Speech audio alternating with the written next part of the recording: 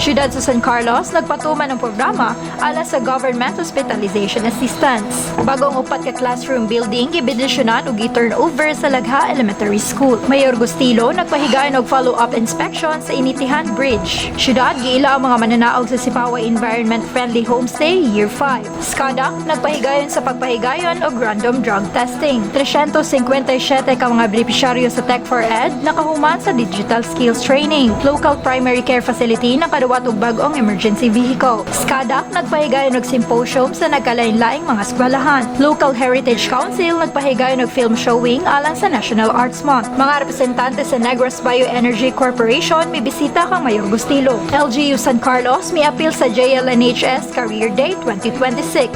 Siyudad misaulog sa Valentine's Day pinaagi sa Handom Concert Special. Lagas Tapado gidokumento isip buwing tradisyon sa martial arts sa Dakbayan sa San Carlos. Maayong adlaw San Carlos, kini ang Vamos News. Gikan sa City Information Office, kami naghatod kaninyo sa mga balita nga nakalap sa balayng lungsod ning Dakbayan. Ako si Janela Secong, nagkaroon sa detalye sa mga balita.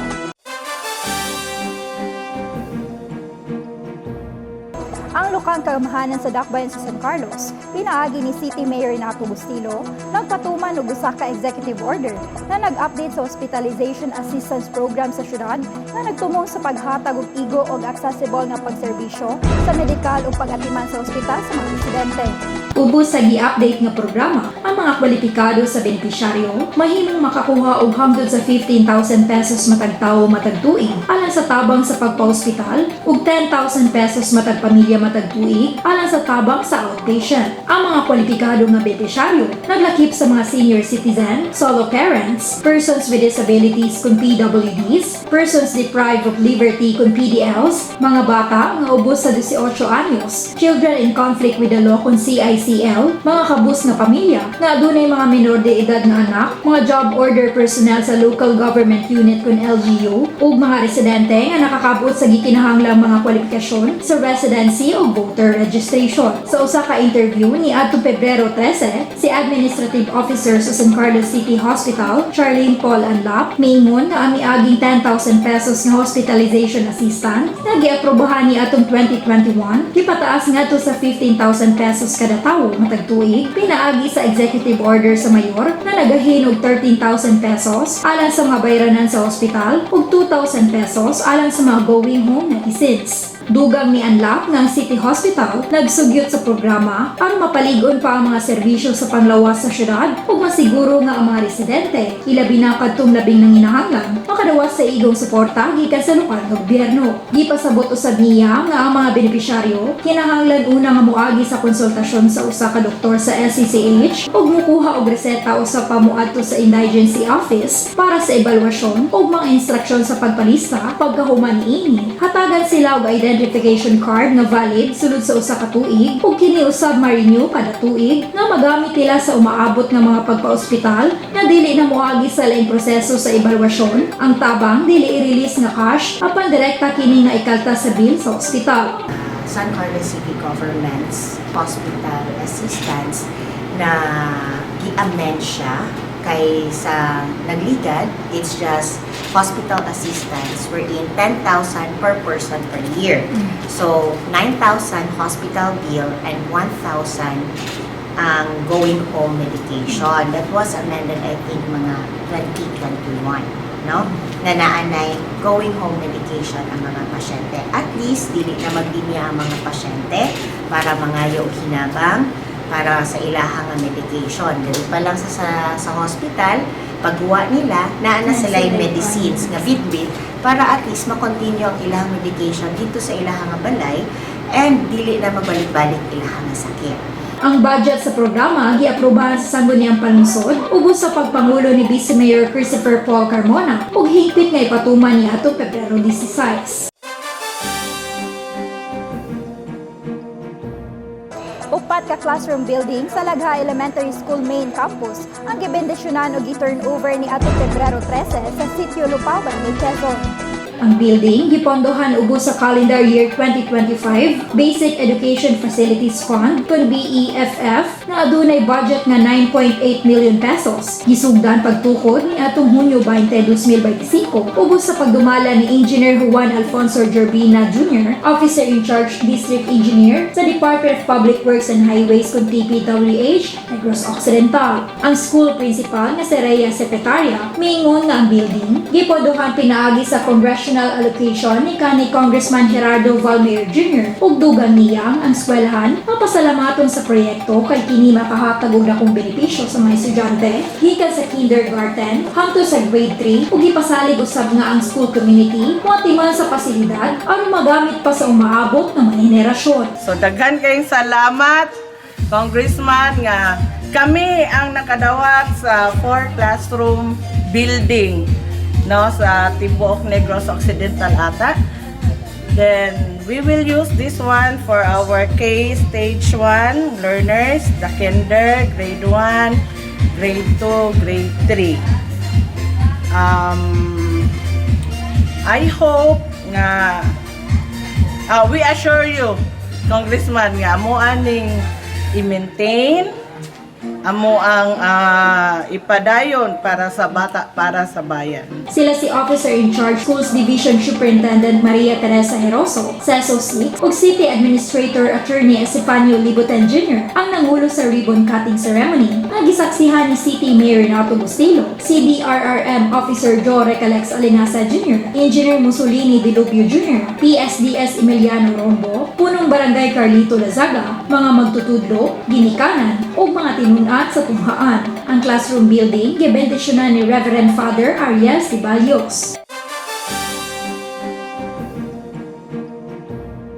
Si City Mayor Renato Bustillo, uban ni CDRRM Officer Joe Recalex Alingasa Jr., may bisita ug nag-inspeksyon sa Initihan Bridge Overflow sa Barangay Quezon ni atong Pebrero 13. Ang mayor nagpahigayon og follow-up inspection sa Mount Taytayan human kini nadaot sa Bagyong Tino ni atong Nobyembre 4, 2025 para masiguro ang mga residente sa Barangay Quezon luwas nga makalabang ug makadala sa ilang mga produkto ngadto sa merkado. Sila si City Administrator Attorney Estefanio Libutan Jr. ug Engineer Mussolini Delobio Jr. sa City Engineering Department nagsusi usab sa kondisyon sa Taytayan ug naghisgot sa mga posibleng solusyon. Human sa inspeksyon, si Bustillo may bisita usab sa demo farm building sa City Agriculture's Office na nimutang sa Barangay Prosperidad. Ang City Environment and Management Office kung SEMO, giila ang mga mananaog sa Sipaway Environmental Friendly Homestay Year 5 ni atong Pebrero 10 sa Park Marina Function Hall. Ang awarding ceremony gipanguluhan ni City Environment and Natural Resources Officer 1, Engineer Loreto Sanchez, SEMO Integrated Solid Waste Management, Pollution Control Division Head Ana Lugomo, ug Tourism Operations Officer 2, Jennifer Sabaglia Paran. Ang mga mananaog sa nagalain-laing kategorya nakaduwat og cash prize nga 20,000 pesos, alang sa kampiyon 15,000 pesos, alang sa second place 10,000 pesos, alang sa third place ug 5,000 pesos alang sa consolation. Sa homestay category, ang Banica Stay mo'y gila nga kampiyon, gisundan sa Marjorie Fujita Homestay, isip second place, ug Denise Homestay, isip third place, samtang nga La Shimaya Homestay, Nestor's Homestay, Gina Labajo Homestay, ug Ramon Homestay nakaduwat og consolation prizes. Sa Mabuhay Accommodations, ang Edna Homestay mo'y kampiyon, ang Casa Celeste Homestay isip second place, ug ang The Gateway Sipaway mo'y third place, samtang ang Max Homestay nakaduwat og Consolation Award. Samtang sa Tourism Recreation Facility category, ang Kia Ora mo'y gila isip kampiyon, gisundan sa Luz Cabana Homestay isip second place, ug Island Villas isip third place, samtang ang Baybayin Homestay, Seahawks Beach, Kiwi Beach Resort, Lorna's Homestay, Casa Marciano Emiliana Homestay, ug Camp Tesoro nakaduwat og Consolation Awards. Aduna usab mga special awards na adunay cash prize nga 2,500 pesos na gihatag sa pipila ka mga partisipante. Ang Luz Cabana Homestay nakaduwat sa Innovative Marketing Award. Ang Kia Ora kiila isip Well-Structured Tourism Recreational Facility. Ang Banica Stay, Edna Homestay ug Luz Cabana Homestay giinganlan nga Best in Water Conservation and Water Waste Management Program Implementers. Ang Nestor's Homestay Homestay, Luz Cabana Homestay ug Edna Homestay, nakaduwa sa Best in Environmental IEC, ug ang Banica Stay, Kia Ora ug Max Homestay kiila nga Best Solid Waste Management Program Implementers. Si Architect John Romulo de la Victoria nakaduwat usab og Certificate of Appreciation alang sa iya pagserbisyo isip evaluator sa Sipaway Environmental Friendly Homestay Program. Gi-congratulate isang gunyang Palunsod Committee on Environment Chair, Engineer Arthur Bartumalake, ang mga partisipante ug miingon nga ang inisyatibo sa Sipaway Environmental Friendly Homestay nagpalig-on sa padayon nga paningkamot sa San Carlos City sa Ecological Solid Waste Management, ilabi na ang gisaulog sa syudad ang ika-25 nga anibersaryo sa Ecological Solid Waste Management Act of 2000 niadtong Enero. Naara dire. So, dili na akong dugayon. Thank you kayo, no? Thank you kayo sa pag-support sa City of San Carlos. We are always here, no? Kami in behalf of the local government unit, in behalf of headed by our Mayor Renato Maingostilo, Vice Mayor Cristian Carmona, the rest of the City Council. So, thank you kayo sa pag-support sa San Carlos City. Nagpasalamat si Sanchez sa mga partisipante ug miingon ang paghiusa sa environment-friendly homestays ug turismo adunay dakong papel sa pagdumala sa basura sa Sipaway Island ug sa pagpanilipol sa biodiversity niini. So a little bit of a trivia, I think 6 or 5 years ago, nataw ni sa atong dito mi naglakbay-aral ni sa City Hall. Sakto ba? Okay, so pag atong mo City Hall man good, sige may pulo pangutan na actually na may magod nga lakbay-aral, mga lakbay-kihan kita rito. Pero naka-observe dito sa City Hall, island lang po siya, no? Kunya, dahil mga tourist, yan, utan may asa man yung mga tourist, no? May mga dagong hotel dali. So, ningon sila, ilang tourism officer na, doon na biyamikwanta siya homestay. Kanila ignorante tao, saan ka ng homestay? So, i-explicar nila ang homestay na nakaingon mi sa team, actually, di naman po ako team sa Cebu, na how, bisang dito San Carlos na may basig makakuha na ito, ma-replicate, no? Kaya actually, awarded ito sila sa United Nations sa ilang support sa tourism. So, ang walang ikuan, homestay is, mingon ta, linya sa turismo, pero giblend na mo sa waste management. Kay mamaputo ning buto-buto isyo sa Boracay nga katulad mga sewer nila dito sa dagat. So nakakumbay na ako ang concept nga tourism at the same time waste management. So dili lang solid waste pati liquid, no? Kay di man makita siya liquid kay lubong raman sa mga sewer lines dito na dapat sa Boracay kay pagtapunan. Tanan nga mga septage, mga wastewater dito sa dagat. Pero di man ta mahibaw kay nakatubog Boracay, di ba pati lipiwa sa dagat, di ka kita mugaw. Pero binit sa kalimpyo, millions of part per millions nga fecal coliform. Kabalo na sa fecal coliform, ugaw na ikan sa kanang ato ang liquid waste, ikan sa mga CRs ato. So mo na, no? Gamay lang na trivia, i-launch na mo ni atong homestay with sa tourism naman si Miss Jen.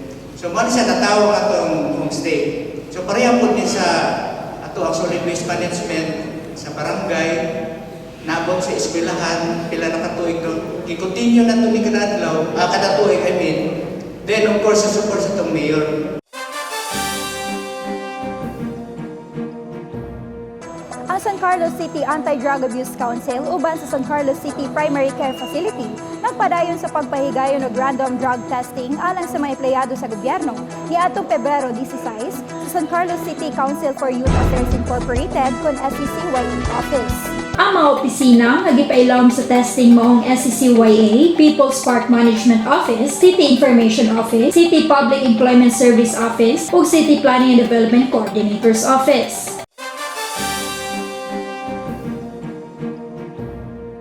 Dili mo Umabot sa 357 ka mga benepisyaryo sa Technology, Empowerment for Education, Employment, Entrepreneurship and Economic Development kung Tech for Ed program sa San Carlos City ang nagtapos atol sa ika-11 nga joint commencement exercises niadtong Pebrero 13 sa Function Hall, Park Marina. Ang mga nagtapos, nagikan sa 17 ka nagkalilaing Tech for Ed centers na nahimutang sa 14 ka barangay sa syudad. Ang pagpanghatag sa mga sertipiko, gipanguluhan ni Information Technology Officer, Engineer Joseph Binghay, Officer in Charge, Schools Division Superintendent Maria Teresa Heroso, CESO 6, mga miyembro sa sangguniang panlungsod na sila si Armando Laguda Jr., Engineer Arthur Batomalake, Joselito Lopez, ug Philip Gerard Maiso, City Administrator Attorney Estefanio Libutan Jr., uban ang mga opisyales sa barangay ug mga representante gikan sa City Information and Communication Technology Department kung CICTD, Technical Education and Skills Development Authority kung TESDA, Tech for Ed ug City Public Library. Gidayeg ni Libutan ang CICTD sa malampusong pagpatuman sa programa ug miingon nga mga kurso naghatag sa mga partisipante og praktikal nga kaybalo ug kahanas nga makapalambo sa ilang kahigayunan sa trabaho, pagnegosyo ug padayon nga pagkat-on.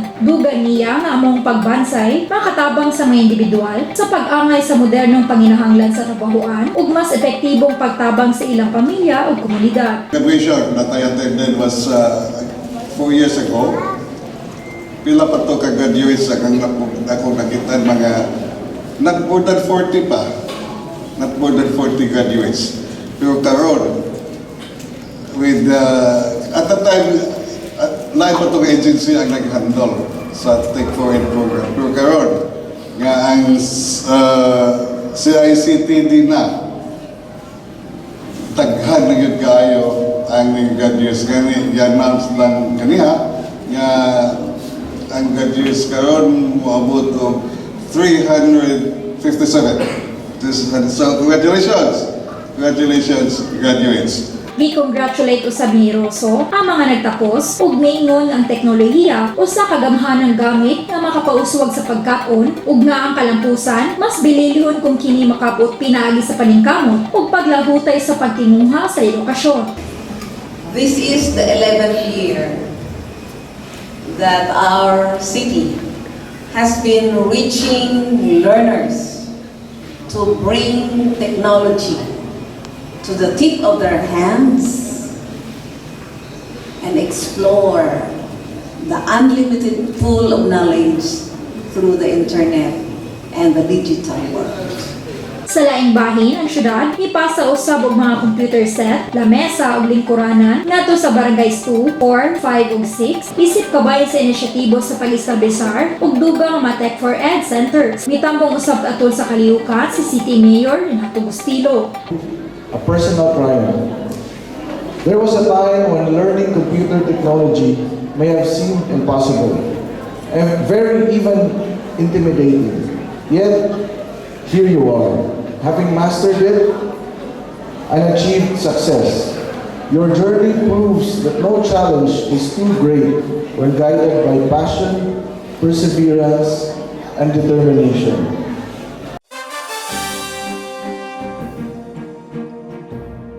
Ang local government of San Carlos, pinaagi ni City Mayor Renato Bustillo, formal nga mi-turnover og bagong emergency vehicle nato sa San Carlos City Primary Care Facility kun SCCPCF niadtong Pebrero 16 sa City Hall entrance.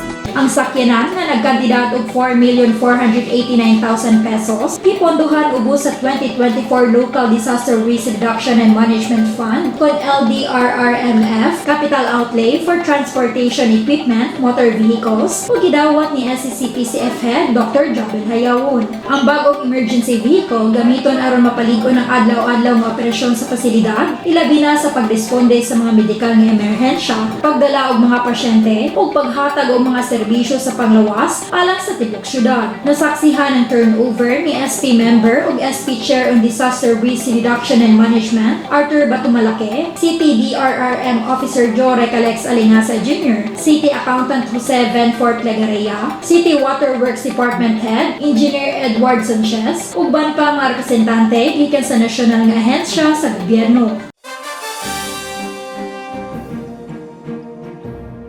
Ang San Carlos City Anti-Drug Abuse Council Conscada Giorienta ang mga estudyante sa junior high school sa nagkalain-laing lokal nga mga eskwelahan, pinaagi sa usa ka school-based symposium kabahin sa drug abuse prevention, mental health awareness ug teenage pregnancy niadtong Pebrero 11 hangtod 13. Gipahigayon ang mga symposium sa Medina Integrated School, Sipaway National High School ug Iliranan Integrated School. Diin gisgutan ang mga topiko kabahin sa gigikanan sa mga droga, laki pa mga herbal ug sintetikong klase, ang mga makadaot ng mga epekto sa illegal nga droga sama sa mga depressant ug hallucinogen, mga probisyon ug mga termino sa Republic Act 9165 o ang Comprehensive Dangerous Drugs Act of 2002, Anti-Terrorism Awareness ug Safety Measures, mga epekto sa mental health ug teenage pregnancy. Ang mga resource speakers mao sila si SCADAC Staff Renbert De Leon, PCPL Liza De Lima ug Assistant PCR, PNCO, PSSG Allen E. Estrao sa PNP San Carlos, Patrolman Jefferson B. Duca sa 2nd Maneuver Platoon, 605th Maneuver Company, Nurse 3 Juan Carlos Solidarios, Health Education and Promotion Officer Dennis Villasor ug Joy Painaga sa San Carlos City Primary Care Facility kon SCC PCF ug Division Office Nurse 2 Maria Teresa Recla. Mitambong usab atol sa mga kalihukan ang mga prinsipal ug magtutudlo sa nasangpit nga mga eskwelahan ug sila nagpasalamat sa local government unit nga gipanguluhan ni Mayor Renato Y. Bustillo ug mga kaubang ahensya sa ilang makanunayong suporta.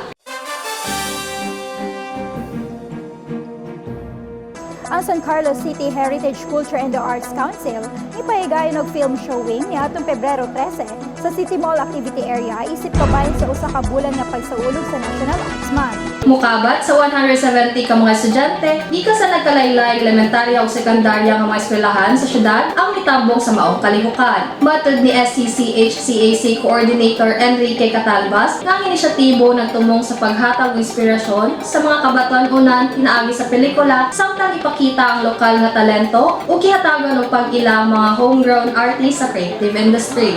Ang gipakita nga pelikula mao 2015 Filipino-Japanese drama nga Blanca nga gidirektahan ni Koki Hase o gibidahan ni Seidel Gabotero usa ka native San Carlosenyo. Ang pelikula naghisgot sa istorya sa usa ka 11 anyos nga batang lansangan sa Manila nga nangandoy og nagdahom nga makapalit og inahan ug naningkamot mabuhi pinaagi sa pagpangayo ug pagpangawat hangtod nga nagbago ang iyang kinabuhi human siya makikigala sa usa ka butang nga musikero nga mitabang kaniya nga madiskubre ang iyang talento sa pagkanta ug nagtudlo kaniya nga ang gugma dili mapalit. We're scheduled to show the film to private school students. So wala pa mga private schools because na-move man good. Na-move man good. Wala pa sa Santo Tomas, Santa Rita, and Tarnion because originally this is scheduled at 3 o'clock. So we'd rather wait na lang for them because they might come late. So the film will just run for 1 hour and 16 minutes. It's the first international film of Seidel Gabotero.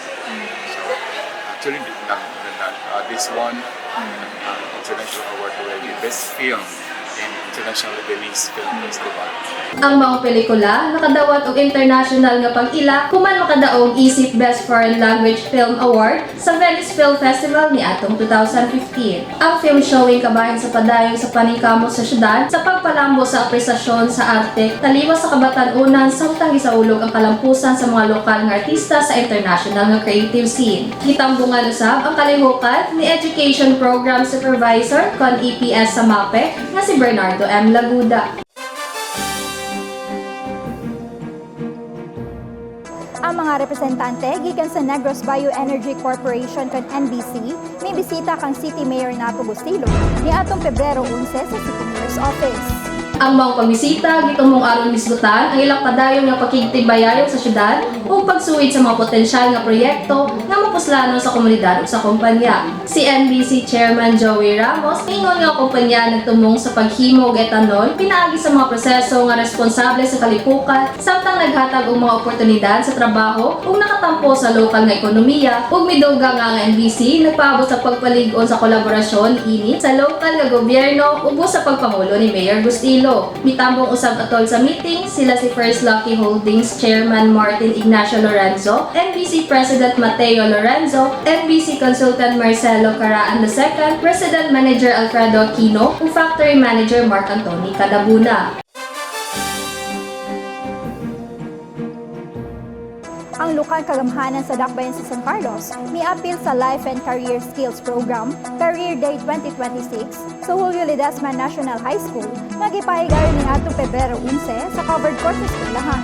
Ang kalihukan, nagtumong sa paghiya sa mga estudyante sa pagsuwid sa mga potensyal nga career paths pagkahuma sa senior high school. Subay sa Stratton Senior High School Program, ang inisyatibo kabahin sa Grade 11 Integrative Assessment ug nagpakita sa mga kalihukan ng Learner Center nga ginisenyo aron makahatag og practical career insight. Usa ka career talk ang gihimo aron mahatagan ng mga estudyante og may kalabutan nga impormasyon sa career, practical nga mga panabot ug professional nga giya nga makatabang sa mga estudyante sa pagsuwid sa lain-lain mga career options, pagsabot sa mga panginahanglanon sa industriya o paghimo og mga desisyon nga nahibalaan bahin sa ilang umaabot nga edukasyon o professional endeavors. Gikan sa LGU San Carlos, ang Local Economic Investment Promotion Officer nga si Maria Nova Salesta, San Carlos City Heritage Culture and the Arts Council Coordinator Enrique Catalbas, ug Public Employment Service Office CONPES sa Jumpstart Program ng CDSP Focal Jose Lares Ortegosa, nagsilbing mga resource speaker nga nagpaambit sa mga panabos sa ilang tagsa-tagsa ka mga fields, kinaya sa ilang trabaho, career opportunity, gikinahanglan nga kahanas o ang ilang mga professional journeys. Si Celesta, naghisgot kabayan sa entrepreneurship ug nagawhag sa mga estudyante nga magmaisugon ug magpakalig-on ug nagpahinomdom kanila nga ang mga kapakyasan kabayan sa pagtubo ug ang mga career paths mulabo sa paglabay sa panahon. Way of problema.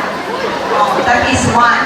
Number two, importante kaayo sa usa ka negosyante or entrepreneur nga kabalo mo istorya, kabalo mo communicate, di ba? Asa man mo nakakitaan ang e-commerce or online business nga di siya kabalo mo market, no? Di siya kabalo mo communicate, di siya kabalo mo promote sa iyang negosyo online. Naabay mo palit sa iyang produkto? Wala. Wala. And that is why communication skills is another skill na importante kaayo o mo venture ka sa pagnegosyo. Samtang si Catalbas, naghisgot bahay sa mga oportunidad sa industriya sa arts of creatives. Samtang si Sir Tegosa, naghatag og overview sa mga programa sa PESO o mga inisyatibo sa pagpanarbaho. I'm thrilled coming here because the last time I was invited as a speaker in a symposium was way back 1995 back, and it was in Cebu at St. Teresa's College when I spoke to the graduating college students of St. Teresa's College in Cebu. That was 1995. Okay? Now, why am I sharing that? And ako man nag-share because you are a different generation. I spoke to that generation 30 years ago, and now I'm speaking to you, the Gen Zs. Wala pa mga tao pagsugod sa Pito Flores, right? Siguro, single pa niya mga parents. Ang ubang mga resource speakers naglakip sa mga representante gikan sa PNP San Carlos, Sun Life Philippines, JI Telecom, Sony Apayla Creations, Empire One, Reldefy, Colegio de Santo Tomas Recoletos Incorporated, Colegio de Santa Rita de San Carlos Incorporated, St. John Mary Vianney Seminary Incorporated, Central Philippine State University, DGVV Campus, Silliman University, ug Jolly Ray Abadjes, usa ka fabric manipulator. Ang mga hilisgutan naglangkop sa financial literacy, peace and order, digital arts, tailoring, theology, ug mga programa sa institusyon. Ang mga mamumulong gihatagan og mga token o sertipiko sa pagpasalamat isip sa pag-ila sa ilang kahanas, mga kasinatian ug bililhong mga panabot nga gipaambit atol sa kalihukan. Sa wala pa ang career talk, usa ka kalihukan sa career booth ang gipahigayon nga nagpakita sa mga interactive display, presentasyon ug mga diskusyon ubad sa mga miapil nga professional. Gisaulog sa gobyerno sa syudad sa San Carlos, ang Valentine's Day pinagi sa handom ang Valentine's Special for All ni atong Pebrero 14 sa Central Grounds.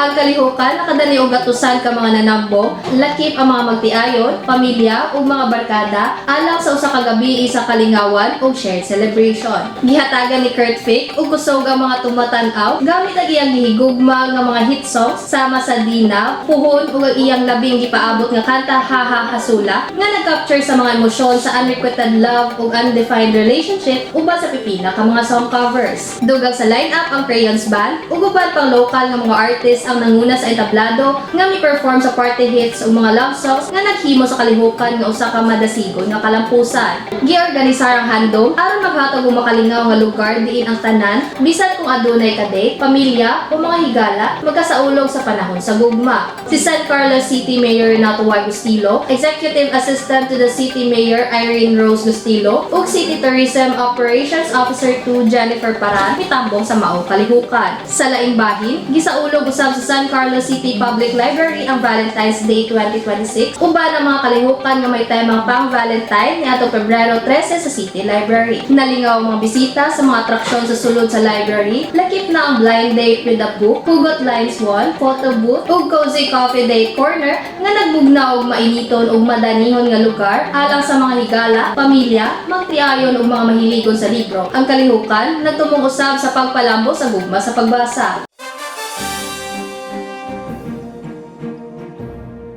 Isip pagsaulog sa National Heritage Month, ang Lampos Negresanon pinaagi sa Russian House Martial Arts Group ug San Carlos City Heritage Culture and the Arts Council kon SCCH-CAC nagpakita sa Lagas Tapado Martial Arts isip usa sa heritage culture practices sa dakbayan sa San Carlos ato sa usa ka documentary film niadtong Pebrero 9 sa People's Park. Ang kalihukan nagpakita sa pagpaila pag-usab sa Lagas Tapado, pinaagi sa usa ka documentary project sa Russian House Martial Arts Group na gipanguluhan sa Russian producer ug director sa King's Blade Project ug Filipino martial arts kon FMA practitioner nga si Alexander Piserkin. Ang dokumentaryo nagtumong sa pagtabang sa pagpreserbar ug pagdokumento sa Lagas Tapado, isip usa ka buhi nga tradisyon sa martial arts, pagsiguro nga ang mga prinsipyo, teknik ug kultural nga mga mithi niini ipasa sa umaabot nga mga henerasyon ug mailhan lapas pa sa lokal nga komunidad. Atol sa pagfilm, ang mga miyembro sa Lampos Negresanon nagpahigayon og sunod-sunod nga mga demonstrasyon na nagpakita sa lain-laing mga teknik sa Lagas Tapado, lakip ang talagsaong mga lihok, mga sumbanan sa pag-atake ug mga aplikasyon sa depensa. Gipaambit ni Piserkin nga ang proyekto nagpunting dili lamang sa mga teknik sa martial art apan lakip usab sa mga mithi nga nasulod sa tradisyonal nga martial arts, lakip ang disiplina, pagtahod, pagporma sa kinaiya ug ang relasyon tali sa magtutudlo ug estudyante. Gipunting usab niya ang kaminungdanon sa pagdokumento sa mga practice sama sa Lagas Tapado aron ipakita sa mga batanong henerasyon ang mga bahandi sa kultura nga anaa sa ilang kaugalingong mga komunidad. Dugang ni Piserkin nga ang Lagas Tapado usa ka talagsaong martial art na makita sa Isla sa Negros